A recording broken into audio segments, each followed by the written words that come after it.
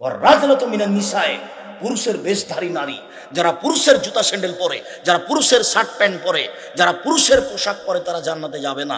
আমি বলিনি, এ কথা মুহাম্মদ সাল্লাল্লাহু আলাইহি ওয়াসাল্লাম বলেছেন, আমি অনুবাদক মাত্র। এ হাদিস গ্রন্থে 1450 বছর থেকে পড়ে আছে, 19-20 হবে না। আম গাছে জাম ধরতে পারে, ধরে না।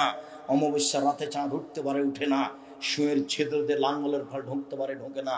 সুয়ের ছিদ্র দিয়ে লাঙ্গলের ফল ঢুকে যেতে পারে, আম গাছে জাম ধরে যেতে পারে, অমাবস্যার রাতে চাঁদ উঠে যেতে পারে, এগুলো ঘটে যেতে পারে। আমি যে কথা বললাম এতে সন্দেহ আছে বলে কিয়ামত পর্যন্ত চেষ্টা করলে সরিষা ঢোকানো যাবে না। যা বলছি তাই থাকবে। পুরুষের বেশধারী নারী জান্নাতে যাবেন, এ কথা আমি বলিনি, এ কথা মুহাম্মদ সাল্লাল্লাহু আলাইহি ওয়াসাল্লাম বলেছেন। তিনি বলেছেন দায়ুস, যে দায়ুস সে জান্নাতে যাবে না। দায়ুস কে? আল্লাযী ইউকিরু ফিআলাল খাবাসা, আল্লাহ রাসূলের মুখের ভাষা তিনি বলছেন, যে তার বাড়িতে বেহায়াইর সুযোগ দিয়েছে সে হলো দায়ুস। নগ্ন পোশাকে স্ত্রী ছেলে মেয়ে রাস্তাঘাটে চলে, সে হলো দায়ুস। আমি এ কথা বলিনি, আমি অনুবাদক। দায়ুস জান্নাতে যাবে না। নেশাদার দ্রব্য পান করে যারা, তারা জান্নাতে যাবে না। সাবধান। কথা প্রসঙ্গে কথা বলছিলাম মাত্র। দুটার মধ্যে সন্দেহযুক্ত একটা জিনিস আছে, সেটা অনেকে বুঝতে পারে না। ফামান ইত্তাকা মিনা শুবহাত, যে সন্দেহ থেকে বেঁচে গেল, ইস্তাবরালে দিন ওয়াহির, যে সে তার দিনকে পরিপূর্ণ করে নিল। ওমান ওয়াকাফিস শুবহাত ওয়াকাফিল হারামে, যে সন্দেহের মধ্যে পড়লো সে হারামের মধ্যে পড়লো। চূড়ান্ত সিদ্ধান্ত নেই যার, সেটা চূড়ান্ত হারাম। চূড়ান্ত সিদ্ধান্ত নেই যার, সেটা চূড়ান্ত হারাম। চূড়ান্ত সিদ্ধান্ত নেই যার, সেটা চূড়ান্ত হারাম। এই জমি আমার পৈতৃক সম্পত্তি কিনা, এটা দখলে আছে বলে কিন্তু কাগজে বোঝা যায় না। অস্পষ্ট জমি ছেড়ে দিতে হবে, অচিরেই বিচারের মাঠ আসছে, সেদিন বুঝিয়ে দিতে হবে। অযথা জমি দখল করে থাকিয়েন না। এটা পূর্বাচল নয় যে ক্ষমতা দিয়ে এক জমি 7 বার বিক্রি করবেন। পূর্বাচলের মানুষ এক জমি 7 বার বিক্রি করছে, বিচারের দিনে এই ক্ষমতা থাকবে না। এক জমি 7 বার বিক্রি করা মানে 7 বার বুঝিয়ে দিতে হবে। আর দুনিয়া মুদবেরাত আখিরাত মুকবেলা, পৃথিবী আপনাকে পিঠ দেখিয়ে পালিয়ে চলে যাচ্ছে, পরকাল আপনাকে মুখ দেখে আপনার দিকে ছুটে চলে আসছে। যে পালিয়ে যায় তার পিঠ দেখা যায়। আল্লাহ নবী বলছেন, পৃথিবী তোমাকে পিঠ দেখিয়ে পালিয়ে যাচ্ছে, তার মানে পৃথিবীর বয়স শেষ। বুঝাতে পারি না মনে হয়। পরকালের বয়স শুরু, আসলেই শুরু। অতএব যে জিনিস পালিয়ে যাচ্ছে তার পিছে পড়বেন না। যে জিনিস আসছে সেই জিনিসের বিবেচনা করতে হবে। এই কথা মুহাম্মদ সাল্লাল্লাহু আলাইহি সাল্লাম বলেন। তিনি বলেন, আর দুনিয়া হলো খাজারা, পৃথিবী মিঠা বস্তু, খুব সাবধান। পৃথিবী ভোগ করার ব্যাপারে খুব সাবধান। ফাত্তাকু দুনিয়া ওয়াত্তাকু নিশা, তোমরা পৃথিবী থেকে বেঁচে থাকো, মহিলা থেকে বেঁচে থাকো। পৃথিবী থেকে বেঁচে থাকো, মহিলা থেকে বেঁচে থাকো। মহিলা না হয় বিপদে ফেলে, তাই আল্লাহর নবী মহিলা থেকে বাঁচতে বলেছেন। তো পৃথিবী জড় বস্তু, এটা থেকে বাঁচতে বললেন কেন? এইটা আবার কি? না বুঝে পৃথিবী ভোগ করলে পৃথিবী আপনাকে বিপদে ফেলবে।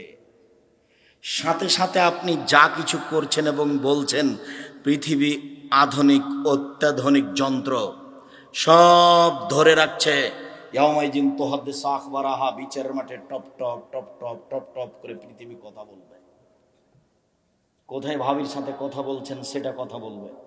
আজকে ভাবিকে মোটরসাইকেলে করে নিয়ে এসেছেন সেটাও কথা বলবে বিচারের মাঠে। সাত করে বক্তব্য শুনতে এসেছেন, ভাবি সহ চাচাতো বোন সহ ভ্যানে চাপাচাপি করে এসেছেন, এই ভাবি উঠে আছে মাটিতে। এই ভাবি বিচারের মাঠে আপনাকে দেখানো হবে। আপনি যখন দেখবেন, আল্লাহ রাসূল বলছেন, মুখামুখি কথা হবে আল্লাহর সাথে, কোনো দোভাষী থাকবে না। ইয়ানজুরু আইমানা মিনহু, সে তখন তার ডান দিকে লক্ষ্য করবে। ফায়ারা মা কাদ্দামা মিন আমালিহি, জীবনের সব কর্ম দেখতে পাবে। ওই যে সেদিন সিরাজগঞ্জের এই মাটিতে বক্তব্য শুনতে গেছিল, ওই যে ছবি দেখা যাচ্ছে, টপ টপ টপ টপ করে দেখা যাবে।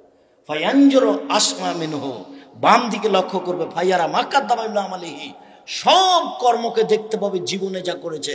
সুম্মা ইয়ানজুরু তিলকা ওয়াজহিহি, তারপর সামনের দিকে দেখতে পাবে ফায়ারা না, সামনের দিকে দেখতে পাবে জাহান্নাম। ডানে দেখলো কর্ম, বামে দেখলো কর্ম, সামনে দেখলো জাহান্নাম। এই হলো বিচারের অবস্থা একটা। আর একটা বিচারের অবস্থা বলা হবে কর্ম দিয়ে, যে খাতা দিয়ে বলা হবে, ইকরা কিতাবাক, তোমার নিজের কর্ম নিজেই পড়ো।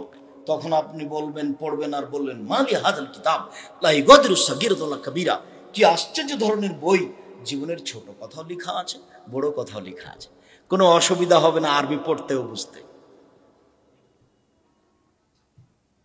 সম্মানিত দিনী ভাই বোন, রাসূল সাল্লাল্লাহু আলাইহি সাল্লাম পরের বাক্যে বলেন আলা লিকুল্লি মালিকিন হিমা, মনে রেখো প্রত্যেকটা দেশের একটা সীমারেখা রয়েছে। বাংলাদেশ শেষ হলে ভারত শুরু হয়, ভারত শেষ হলে বাংলাদেশ শুরু হয়। ও হেমাল্লাহ মাহারে মহু, আল্লাহর সীমারেখা হালাল আর হারাম, হারাম শেষ হলে হালাল শুরু, হালাল শেষ হলে হারাম শুরু। মনে রেখো আলাইনা ফিল জাসাদে মুজগা, মানুষের শরীরে একটা টুকরা রয়েছে, ইজা সালাহাত সালাহাল জাসাদু কুল্লুহু, সেই টুকরা যতদিন ভালো থাকবে সবকিছুই ভালো থাকবে। ওয়াইজা ফাসাদাত ফাসাদাত জাসাদু কুল্লুহু, সেই টুকরা যদি খারাপ হয়ে যায় সবই খারাপ হয়ে যাবে। মনে রেখো সেটাই অন্তর, যার অন্তর ভালো তার সবই ভালো, যার অন্তর খারাপ তার সবই খারাপ, যার ভেতর ভালো তার সবই ভালো, যার ভেতর খারাপ তার সবই খারাপ। এই কথা মুহাম্মদ সাল্লাল্লাহু আলাইহি ওয়াসাল্লাম বলেন। কথাটি আবার এইভাবে বলেন, আত্তাকওয়া হাহুনা, পরহেজগারিতা এখানে, আত্তাকওয়া হাহুনা, পরহেজগারিতা এখানে, আত্তাকওয়া হাহুনা, পরহেজগারিতা এখানে।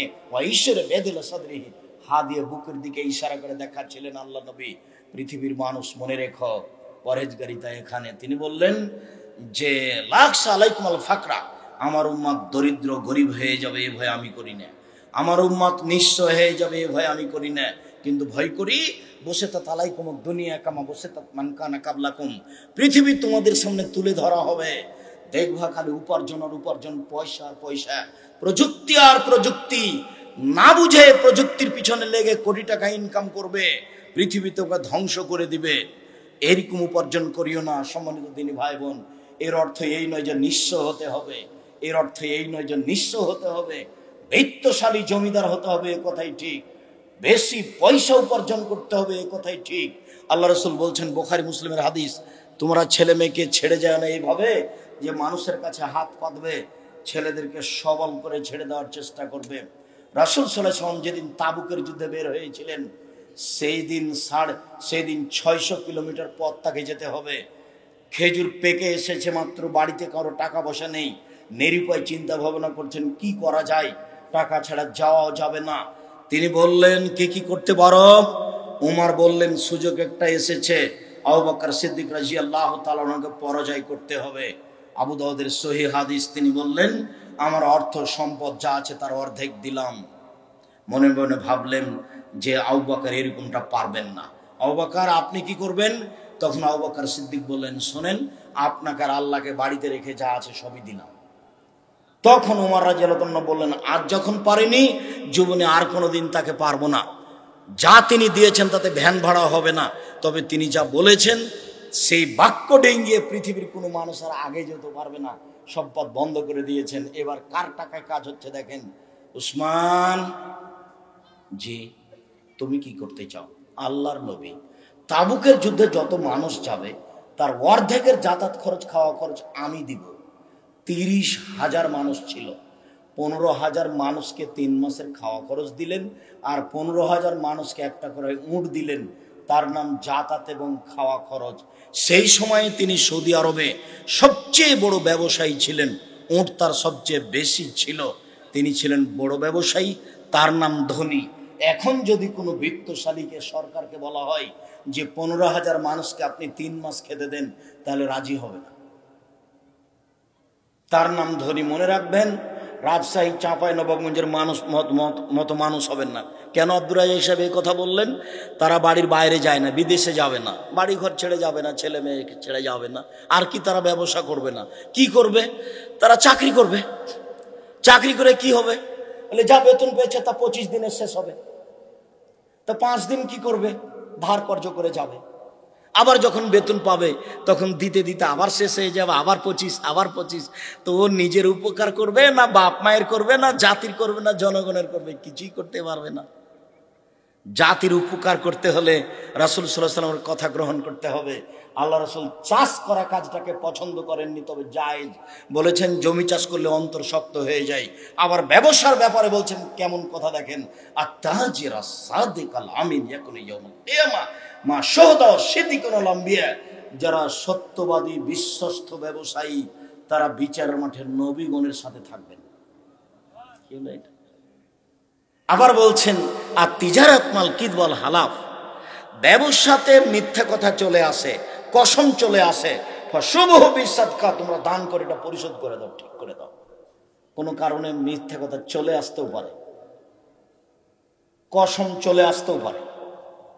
আর এখন তো অনেক সমস্যা। স্টিমার যদি চিটাগাঙ্গে এসে দাঁড়ায় আপনার বন্দরে, আর একদিন যদি আটকা থাকে তাহলে 50,000 টাকা লস হবে। এখন যার সিগনেচারে নামবে তার কাছে গেছে, তিনি বলছেন 50,000 টাকা আমাকে দিতে হবে। আমি যদি দিয়ে নামিয়ে নি ভালো, আর যদি না দিই 3 দিন থাকে তাহলে 1.5 লক্ষ টাকা লস হবে। দেখেন, একে যে আমাকে টাকা দিতে হচ্ছে, এরই নাম নিরুপায়, এরই নাম মাজলুম। ব্যবসায় আগ্রহী হতে হবে, পয়সা বেশি উপার্জন করতে হবে, বৈধ পয়সা উপার্জন করতে হবে। অবৈধ পয়সা উপার্জন করে পরকাল হারাতে হবে না। 24 ঘন্টার মধ্যে শ্বশুরকে জমি ফেরত দিতে হবে। এই ছেলে, তোমার দাদা মারা গেছেন আজ 10 বছর হলো, এখন পর্যন্ত তোমার বাপ তোমার ফুফুকে জমি দেয়নি। আমি তোমাকে যখন বলেছিলাম যে তোমার বাপকে যদি আমি কুকুর শ্রীগালের চেয়ে খারাপ প্রমাণ করতে না পারি তাহলে আমি জাতির সামনে কথা বলবো না, তখন তুমি আঁতকে উঠেছিলে। বলেন কি আপনি আব্দুর রাজ্জাক সাহেব, আমার বাপ কুকুর শ্রীগালের চেয়ে খারাপ? মানে এ কথা আমি বলিনি, এ কথা আল্লাহ বলেছেন। বুঝেও বুঝে না ওরা, অন্তর আছে বুঝে না, দেখেও দেখে না ওরা, চক্ষু আছে দেখে না, শুনেও শুনে না ওরা, কান আছে শুনে না। উলায়েকা কালানাম, তারা পশু প্রাণীর মতো, তারা গরু ছাগলের মতো, তারা কুকুর শিলের মতো, বালুহাজার বরং তার চেয়ে খারাপ। এই ছেলে, তোমার বাপ মারা, তোমার দাদা মারা গেছে 10 বিঘা জমি রেখে, তোমার বাপ পাবে সকালে জমি আর তোমার ফুফু পাবে বিকেলে জমির ভাগ, না একসাথে পাবে? একসাথে। তো এখনো তো তোমার বাপ জমি তোমার ফুফুকে দেয়নি। তোমার বাপকে যদি আমি কুকুর শ্রীগুলের চেয়ে খারাপ প্রমাণ করতে না পারি, জাতির সামনে কথা বলবো না। সম্মানিত দিনী ভাই বোন, আমি আপনাকে কটু কথা বলে কষ্ট দিতে চাইনি। আল্লাহ তাআলা এভাবে বলেছেন তাই আপনাকে শুনিয়ে রাখলাম। আপনি সতর্ক হন, বৈধ উপার্জন করেন। আল্লাহ তুমি আমাদের বৈধ উপার্জনের তৌফিক দান করো। শেষে আমার দাবিটা স্মরণ রাখতে হবে, আমার মনে বড় সাধ, আমি এদেশের মাটিতে উন্নত মানের প্রতিষ্ঠান গড়বই গড়ব ইনশাল্লাহ। সেটাই জামিয়া সালাফিয়া ডাঙ্গিপাড়া পাওয়া রাজশাহী, সেটাই জামিয়া সালাফিয়া রূপগঞ্জ নারায়ণগঞ্জ ঢাকা। আজকে জামিয়া সালাফিয়া রূপগঞ্জ নারায়ণগঞ্জ ঢাকার ওই বায়তুল হাম জামি মসজিদের উদ্বোধন করলাম। তার মানে বালু ভরাট ফেলা শেষ হয়েছে। 200 শতক জমির উপরে বায়তুল হাম জামে মসজিদ গড়বে ইনশাল্লাহ। যার একতলাতে মুসল্লি ধরবে 10,000। বলে আসলাম আমার হাতে টাকা নেই, এ কথা সত্য। এখানে মসজিদ গড়বে, এ কথা সত্য। ইনশাল্লাহ গড়বেই গড়বে। কিভাবে গড়বে তা আমি জানি না, নিশ্চিত গড়বে, অবধারিত গড়বে, গড়বেই গড়বে ইনশাল্লাহ।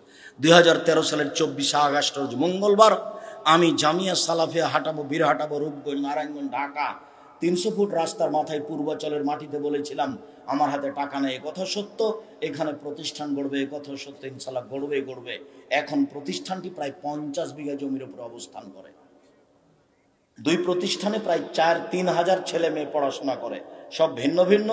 যেখানে 300 জন ইয়াতিম আছে, 500 জন অসহায় ছেলে মেয়ে আছে। ওদের জন্য দোয়া করবেন যেন তারা শিক্ষা অর্জন করে জাতির সেবা করতে পারে, পরকালের সফলতা অর্জন করতে পারে। সাথে সাথে যত বই পুস্তক আছে, আজকের আলোচনা আব্দুর রাজ্জাক বিন ইউসুফ, আর নামাজের উপরে বইটা বের হয়েছে, আব্দুল্লাহর বই কিনেন, মিন্নাতুল বারি সবাই কিনেন। আর সবাই নিয়ে যাবেন জামিয়া সালাফের মুখপাত্র মাসিকা লিতেশাম পত্রিকা। দিনী ভাই বোনকে মাসিকা লিতেশাম পত্রিকা নিয়ে যাওয়ার অনুরোধ জানিয়ে, যে আলোচনা করলাম সে আলোচনা মেনে চলার অনুরোধ জানিয়ে আমরা আলোচনা এখানেই শেষ করছি।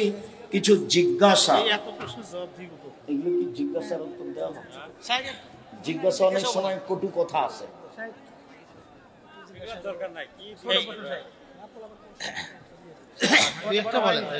ঘুষ দিয়ে চাকরি নিলে তার বেতনের টাকা কি হালাল? যদি ও পরীক্ষায় ফার্স্ট হয়েছে তবুও টাকা লাগে তাহলে ও মাজলুম, তাছাড়া তার হারাম।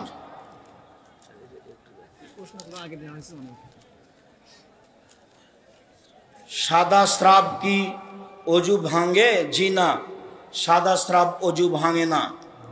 ছোটবেলায় ছেলে মেয়েদের আকিকা করিনি, 7 দিনের পরে আকিকা হবে না, আগে হবে না পরে হবে না। বিয়ের সময় যদি মেয়ে কবুল না বলে তাহলে সে বিয়ে ইসলাম সম্মত কি? মেয়ের কবুল বলাটাই নাজায়েজ, মেয়ের কাছে কবুল করাতে যেতে হবে না, ওটাই জরুরিভাবে ছেড়ে দিতে হবে। কবুল ওর বাপ করাবে, মেয়ের বাপ।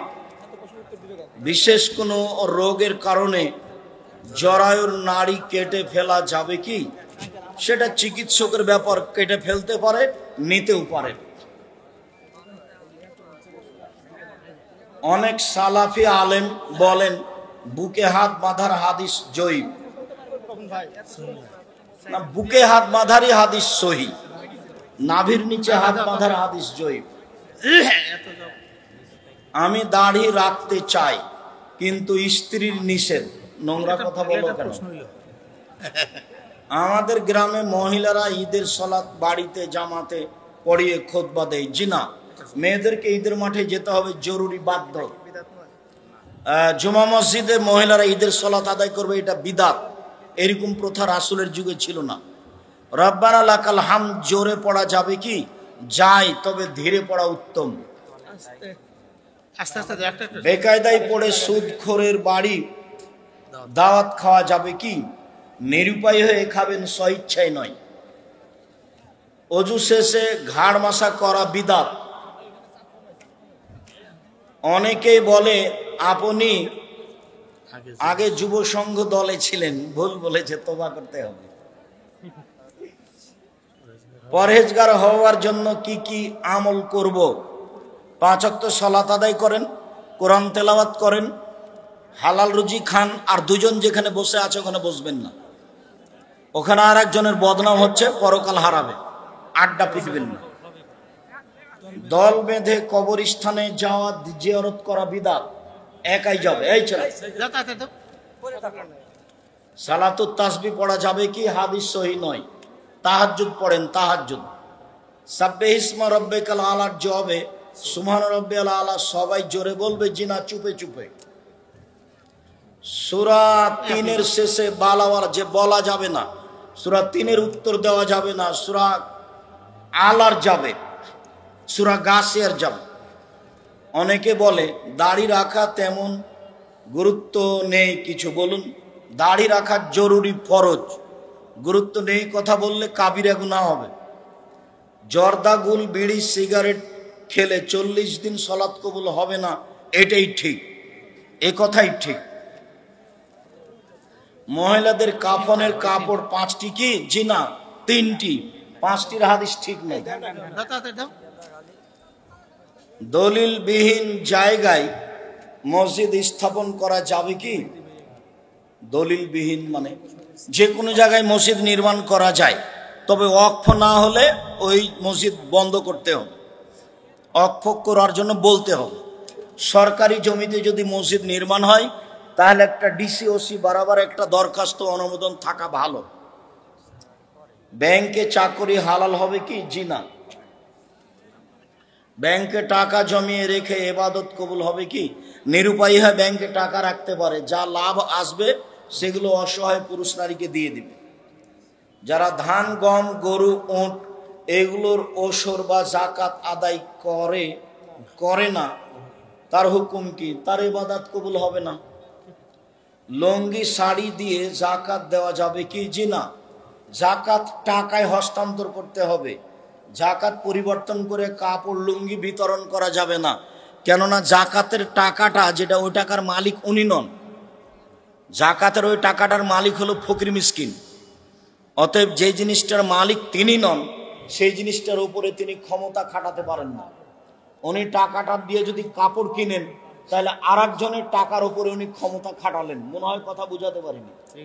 জাকাতের টাকাটার মালিক কে? ফকির মিসকিন। তো উনি তার হাতে দিয়ে দিবেন, তাহলে তার জিম্মেদারি শেষ। তো উনি কেন জাকাতের টাকা দিয়ে লুঙ্গি কিনতে গেলেন? তাহলে ওই টাকার উপরে এখনো তার ক্ষমতা আছে?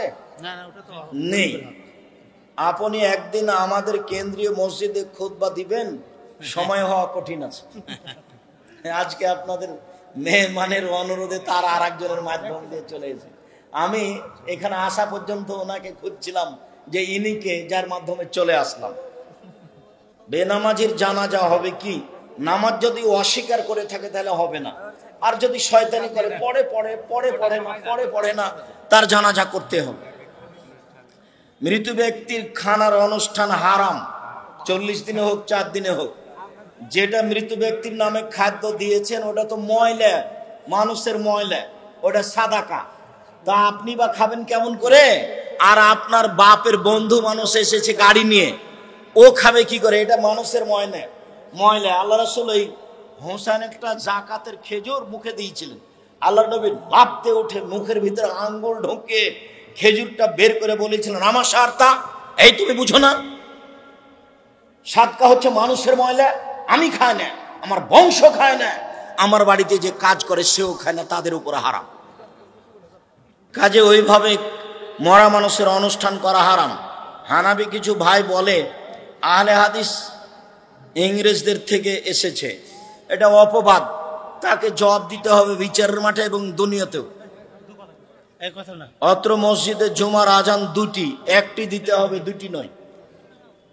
স্বামী স্ত্রীকে সরকারি আইনে কোর্টের মাধ্যমে তালাক দিয়েছেন, স্বামী স্ত্রীকে দিয়েছেন, অর্থাৎ ডিভোর্স দিয়েছেন এই দিন এবং 3 মাস অতিক্রম করেছে। এখন তারা পুনরায় থাকতে চায়। ওই যদি এক বৈঠকে 3 তালাক করে থাকে কাজীর বৈঠকে, তাহলে বিবাহ পড়িয়ে আনতে হবে, কারোর সাথে নয়, তারই সাথে। 90 দিনের মধ্যে ফিরিয়ে নিলে বিবাহ পড়াতে হতো না। 90 দিন পার হয়েছে, তারই সাথে বিবাহ পড়াতে হবে, অন্য কোথাও নয়। আর যদি 3 মাসে 3 তালাক দিয়ে থাকে তাহলে আর ফেরত নেওয়া যাবে না। স্ত্রী সহবাসের দোয়া মুখস্থ করতে হবে। শুকরিয়া, জাযাকুমুল্লাহ খান। দীর্ঘ সময় ধরে আমরা যখন খাবার খাই তখন খাবার খাওয়ার ভিতরে পানি খাই, তখন আমরা ডান হাতের সাথে বাম হাত ব্যবহার করি। কোনো সময় করা যাবে না। বাম হাতে শয়তান খায়, আল্লাহ রাসূল বলেছেন। বাম হাতে গিলাস ধরে ডান হাত লাগিয়ে দিয়ে খেতে পাবেন না, এবারে চিরদিনের জন্য হারাম। ডান হাতে ধরতে হবে, বলে ভাত লেগে আছে যে চেটে খান, আর না হলে ওই সহই আপনি গিলাস ধরেন, আর না হলে খেজুর খান। অনেক লোক বলা বলি করে যে সে যদি মুসলিম হয়, সে যতই পাপ করুক তাকে পাপের সাজা দিয়ে আল্লাহ একদিন তাকে জান্নাতে দিবেন। কথা ঠিক, তো মুসলিম আছে তো? এটা বাংলাদেশ মানে বিপদ সীমার উপর দেশ, শির কাছে শিরকে ইমান কেটে যায়, কখন যে কেটে গেছে।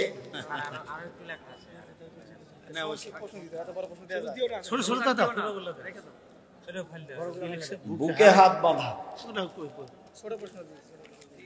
হুজুর, বিভিন্ন ধরনের মোবাইল গেম যেমন ফ্রি ফায়ার, পাবজি ইত্যাদি গেমগুলো ইসলামের দৃষ্টিতে চিরদিনের জন্য হারাম। প্রত্যেক যেই খেলা বসে বসে চলে, সময় নষ্ট হয়, শরীর চর্চা হয় না, সেই খেলাকে আল্লাহ চিরদিনের জন্য হারাম করেছেন। চৌসার, ছক্কা, লুডু, দাবা, পাঞ্জা, ক্যারাম বোর্ড, তাস, গেমস, যত খেলা আছে বসে বসে চলে, সময় নষ্ট হয়। এই খেলায় যদি কেউ হাত লাগায় তাহলে সে তার হাতকে শরীর রক্তের মধ্যে ডুবিয়ে দিল, একেবারে হারাম। শ্বশুর বাড়ি হতে খুশি হয়ে কোনো কিছু দিলে নেওয়া যাবে কি পরে নিতে হবে? বিবাহের সময় নয়। আব্দুর রাজ্জাক সাহেব, পরে নেওয়ার দলিল ফাতেমা রাসূল সাল্লাল্লাহু আলাইহি ওয়াসাল্লামের বাড়িতে গেছিলেন কাজের লোক চাইতে, তো আল্লাহর নবী বলেননি যে বিবাহের পরে কাজের লোক দেওয়া যাবে না, এই কথা তিনি বলেননি। তিনি বলেছিলেন যে তুমি এগুলো বলো, তাহলে আর কাজের লোক লাগবে না। তো বিবাহের পরে বাপ মেয়েকে কিছু দিতে পারে, তার প্রমাণ এইটা। উনি যদি বলতেন সাবধান, বিবাহের পরে বাপের কাছে কিছু চাওয়া যাবে না, তাহলে এটা চিরদিনের জন্য হারাম হতো। বিবাহের সময়তে যা কিছু লেনদেন হয় তা যৌতুক, তবে চাপ দিয়ে শ্বশুরের কাছে কিছু আদায় করা যাবে না। মেশকাত শরীফে ব্যাখ্যা গ্রন্থ মেরকাতুল মাফাতি 3 নম্বর খণ্ড 1194 পৃষ্ঠায় আছে, ইবনে আব্বাস বলেন নবীজি 20 রাকাত তারাবি পড়েছেন। হাদিসটি জাল, ওটা 20 রাকাত তারাবি নয়, 20 রাত। 20 রাত ইমাম তারাবি পড়িয়েছিলেন। তুমি ওটাকে রাকাত ধরেছ, তোমার হুজুরও ধরেছে, ভুল হয়েছে। ইব্রাহিম আলাইহিস সালাম মুসলমানদের জাতির পিতা, জি না, ইব্রাহিম আলাইহিস সালাম মুসলমানদের জাতির পিতা নন, সবার জাতির পিতা আদম আলাইহিস সালাম। ইব্রাহিম আলাইহিস সালাম ধর্মের ব্যাপারে সবার গুরু, মানে সবার মূল ব্যক্তি। মুহাম্মদ সাল্লাল্লাহু আলাইহি সাল্লামের স্ত্রী খাদিজার বিবাহ কে পড়ান, কোনো প্রমাণ নেই। কেউ যদি প্রমাণ করে যে পড়িয়েছেন এই, তাহলে সেটা মিথ্যা হবে। কিভাবে বিবাহ হয়েছে? তাদের ওই আগের নিয়মে হয়েছে। জায়নামাজে যদি মসজিদের নকশা আঁকানো থাকে, তাহলে সালাত হবে কি? সালাত হবে, নেকি কম হবে। ওই জায়নামাজ ব্যবহার করবেন না। যে জায়নামাজে কোনো প্রকার ছবি নাই, এক কালার, সিরাজগঞ্জ বাজারে গিয়ে বলবেন যে আমি এক কালার জায়নামাজ নিব, বাস ওইটা নেবেন, তাতে সালাত আদায় করবেন। মায়াতকে গোসল করানো ব্যক্তি বা কবর খননকারীকে ওয়ারিসদের পক্ষ থেকে খাওয়ানো যাবে কি? অসহায় মানুষের খাওয়াবেন, খাওয়াতে হবে মনে করলে গুনাহ হবে। ঘুষ না দিলে চাকরি হচ্ছে না। ইউটিউব এবং ওয়েবসাইট থেকে গুগল অ্যাডসেন্স এর টাকা ইনকাম, ও এটা সঠিক বেঠিক বোঝা যায় না। আপনি এখন বুঝেন কি না যে এটা কতদূর হারাম কতদূর হালাল? স্পষ্ট যদি হন যে এটা হালাল, তাহলে খাবেন, যদি অস্পষ্ট হয় তাহলে তা হারাম। আমি নিজেও বুঝি না তার হালাল হারাম। চাকরির মাধ্যমে বিয়ের চুক্তি, চাকরি হলে বিয়ে করতে হবে, সেই বিয়ে কি হালাল? বিয়ে তো হালাল, কাজটা জায়েজ নয়। বিয়ে বাপের উপস্থিত দুজন সাক্ষী হলে বিবাহ জায়েজ। ফজর এবং আসর নামাজ হানাফি জামাতের সাথে আদায় করলে কি নামাজ কবুল হবে? নামাজ কবুল হবে, নেকি কম হতে পারে। আশেপাশে আহলে হাদিস জামাতের মসজিদ যদি না থাকে, তাহলে কি হানাফি জামাতের মসজিদে নামাজ আদায় করা যাবে? করেন, ফজর এবং আসর না করাই ভালো। মুসা আলাইহিস সালামের লাঠি কোথায় আছে এবং এই লাঠি মুসা আলাইহিস সালাম কোথা থেকে পেয়েছেন? কোথায় আছে আমরা তা জানি না, তবে তিনি কোথায় পেয়েছেন সেটা আমরা জানি না। তার হাতে লাঠি ছিল এ কথা আল্লাহ বলছেন, মাবে ইয়ামিনেকা ইয়া মুসা, মুসা তোমার ডান হাতে কি? তখন মুসা আলাইহিস সালাম বললেন, হে আসা, এটা আমার লাঠি। বিবাহে স্বর্ণ উপহার দিলে পুরুষের জন্য তা গ্রহণ করা বৈধ হবে কি? স্বর্ণ উপহার দিলে গ্রহণ করা যাবে, বিক্রি করে টাকা কাজে লাগাতে হবে। স্বর্ণ পুরুষের ব্যবহার করা হারাম। কিছু মুসল্লিকে দেখা যায় জিন্সের প্যান্ট পরে এবং এই প্যান্ট গুটিয়ে সালাত আদায় করে, যেন এটা হারাম। যেই প্যান্টে শরীরের উঁচু নিচু বোঝা যায় অঙ্গ প্রত্যঙ্গ, সেই পোশাক হারাম। আর সলাতের সময় কোমরে গুটাতে হবে, নিচে নয়। নিচে গুটানো হারাম, কেননা সব কিছু সিজদা করতে যায়। একজন নবী একজন পুরুষের সাথে একজন নারী কতজন পুরুষের সাথে পর্দাবিহীন সাক্ষাৎ করতে পারে, ওটা উল্লেখ করা আছে কোরআন মাজিদে। তার বাপ, তার শ্বশুর, তার ছেলে, তার বোনের ছেলে, তার মেয়ের ছেলে। জীবিত মানুষের আত্মা কোথায় অবস্থান করে? তার দেহের মধ্যে অবস্থান করে, ঘুমের সময়তে চলে যায়, আবার আসে, যা রাসূল সাল্লাল্লাহু আলাইহি ওয়াসাল্লাম বলেছেন। আমার 3টি মেয়ে, তাদের নাম রাখা হয়েছে